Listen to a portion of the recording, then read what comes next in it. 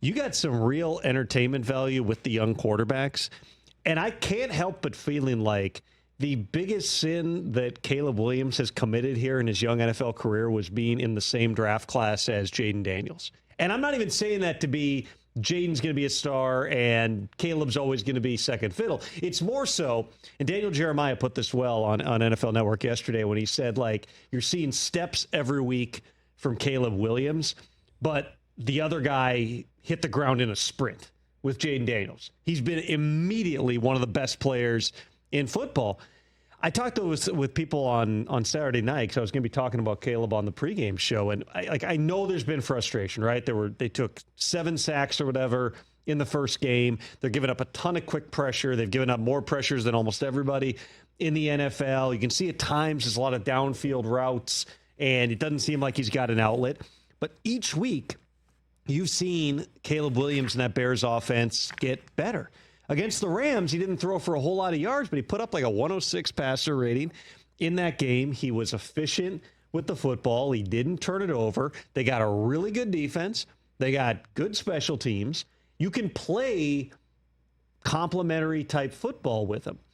Or yesterday, when you're facing a Panthers defense that's had more injuries than anybody else. I mean, think about what the Panthers have lost in this young season. Derek Brown, who is their best player on the entire team, Week 1 suffers a meniscus injury, done for the season. Last week, Shaq Thompson gets hurt. He's out. Josie Jewell, hurt and out. J.C. Horn got ejected, although that was well after the game was out of hand yesterday. Jadeveon Clowney got knocked out of that game in the first quarter. I mean, they are decimated on defense. But the Bears thought, we're going to have some opportunities to push the ball down the field. They're not coaching him to not take shots. They just want him to be careful with the football. Cut out, play a clean game. Yep. The week before against the Rams, they had 4 pre-snap penalties. Yep. Yesterday, I didn't see them have one. I didn't watch every second of the game, but it certainly seemed like the operation was better. And then in terms of taking care of the football, that doesn't mean play small ball. It doesn't mean constantly dump the ball down. They were telling them last week, for what I was told, like, hey, the defense, especially a defense like this with the way they played, they're going to give you some shots. Take them. Get it and rip it. And you saw that yesterday.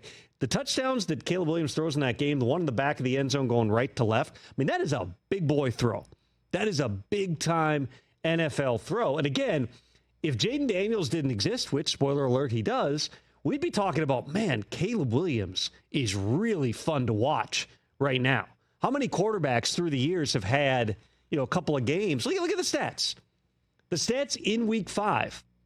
One of these guys you referred to, Brockman, earlier in the show as the surefire rookie of the year. Yeah. The other guy wasn't even in the conversation, but he's the one who put up the big numbers yesterday and once again didn't turn the football over. I think this is going to be a great storyline for years to come in terms of these two guys here. Caleb Williams is going to be in Chicago for a long, long time. They got to keep working together. They got to keep building an offense that fits him. They've put a lot of pieces around him. Different task this week. They got to go to London. They got to play a Jaguars team that, again, defensively, they have really, really struggled. But they're going to score more points than the Andy Dalton-led Panthers are, realistically. They're going to put up some points. Here's Caleb Williams talking after that game yesterday about a Bears win. No, the games even that we lost, we were right there. Most of them were just small details throughout the game that we were missing. And I think after those losses and even after, this week and the week before, these wins, us understanding, the leaders and things like that, understanding, we got a lot of room to get better. We got a lot of things that we need to fix. Like this week, I think it was Thursday, we didn't have our best practice offensively.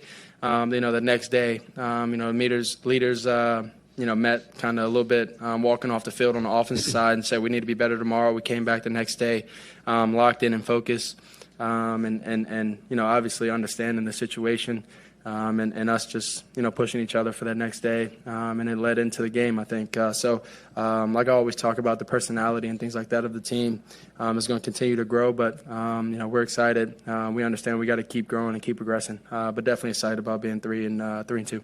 Caleb Williams is 22 years old. 3 years of college football. Jayden Daniels, I believe, played 6 years of college football on and off. It was a long college career. between a couple of places. He kept getting better through the course of his college career. And we talked about this last week. Jayden Daniels coming into the league was just a much more polished pocket player than Caleb Williams, where so much of the damage you saw Jayden Daniels do during his Heisman campaign in 2023 was him making plays in rhythm. He would also run, and at times he would get absolutely destroyed, and that was something he had to get out of his game. But it shouldn't surprise anybody that he's just throwing absolute dimes down the field, because that's what he was by the end of his college career. He can read it, and he can put the ball on a dime. Caleb Williams can too. It's just his style of play was very much more the hero style play of get outside the pocket and throw the ball across your body. And we saw him do that. The in the pocket development is something that was going to take some time. Yesterday was the best game, not just Caleb Williams played statistically, it's the best he's played in the pocket too.